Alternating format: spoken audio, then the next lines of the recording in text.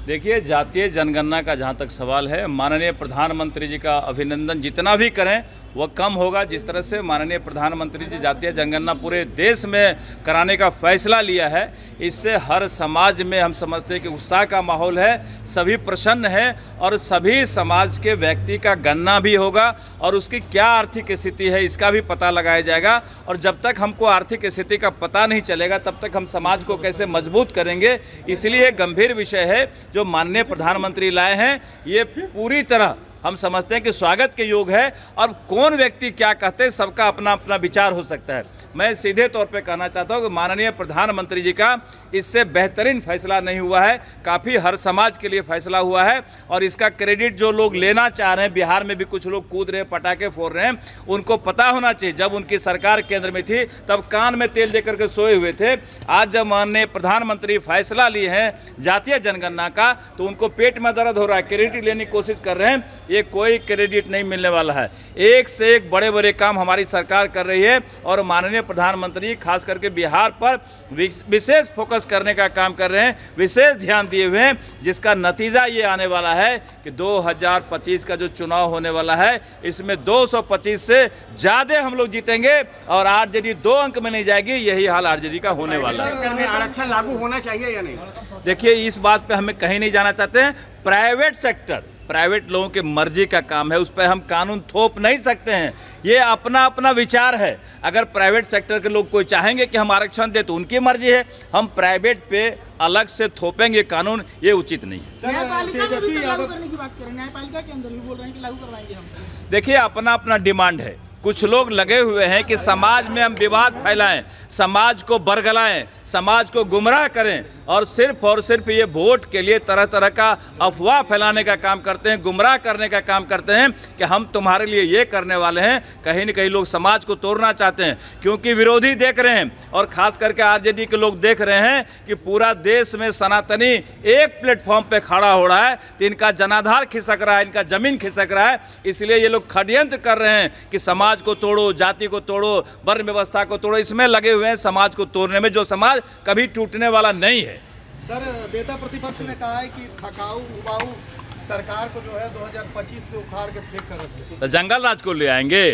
कोई थकाऊ उबाऊ नहीं है, मजबूत सरकार है, एनडीए की सरकार है और इसे सुशासन की सरकार कहते हैं। बिहार के लोग सुशासन में रहना पसंद करते हैं, ना कि जंगल राज में जाना चाहते हैं। वो दिन बिहार में नहीं आएगा जब अपहरण होगा और मुख्यमंत्री आवास में अपहरण करता रहेंगे और वहाँ फैसला करेंगे कि कितना करोड़ लेना है। वो दिन बिहार के लोग नहीं पसंद करेंगे और बिहार के लोग मन बना के बैठे हैं कि जंगल राज को कभी नहीं आने देंगे और एनडीए सरकार पुनः आएगी, इसकी गारंटी है। हेलो हेलो हेलो हेलो, आवाज आ रही है? आप लोग चेहरा पे नहीं आना चाहिए ना। नमस्कार, आज के प्रेस वार्ता में आप सभी का हार्दिक अभिनंदन है। हमारे साथ आपने देखा कि परिचय हुआ है कि माननीय विधायक आदरणीय अमरेंद्र बाबू, आदरणीय राघवेंद्र बाबू, माननीय विधायक संजय जी, माननीय विधायक रणधीर जी, माननीय विधायक व्यास जी, माननीय विधायक जनक जी, राजेंद्र जी, अमृता जी और राजेश जी, सभी हमारे अतिथि यहाँ उपस्थित हैं। हम लोग एक जानकारी के लिए आपको बुलाए हैं। जानकारी ये है कि 9 मई को महाराणा प्रताप जी की जयंती मनाने का फैसला लिया गया है भारतीय जनता पार्टी की तरफ से। यह स्थान बापू सभागार में होगा और इसका समय 11:30 बजे दिन में है। और इस कार्यक्रम में हमारे भारतीय जनता पार्टी के सीनियर नेता, केंद्रीय मंत्री आदरणीय गजेंद्र सिंह शेखावत जी मुख्य अतिथि के रूप में उसमें आएंगे और उसमें एक और विशिष्ट अतिथि के रूप में आदरणीय राजनाथ सिंह जी जो हमारे रक्षा मंत्री हैं, वो वीडियो कॉन्फ्रेंसिंग के माध्यम से उस कार्यक्रम को संबोधित करेंगे। और बिहार के हमारे प्रदेश अध्यक्ष आदरणीय दिलीप जायसवाल जी, दोनों हमारे डिप्टी सीएम आदरणीय सम्राट चौधरी जी, आदरणीय विजय सिन्हा जी के साथ सभी हमारे माननीय मंत्रीगण इस कार्यक्रम में शिरकत करेंगे। और इस कार्यक्रम का नाम हम लोग रखे हैं राणा भामा सम्मेलन, जो महाराणा प्रताप की जयंती पर मनाई जाएगी, राणा भामा सम्मेलन। इसी कार्यक्रम की जानकारी देने के लिए हम आप तमाम मीडिया के साथियों को आमंत्रित किए हैं। और ये कार्यक्रम की तैयारी जोर शोर से राज्य भर में चल रही है। राज्य भर से इसमें लोग आएंगे।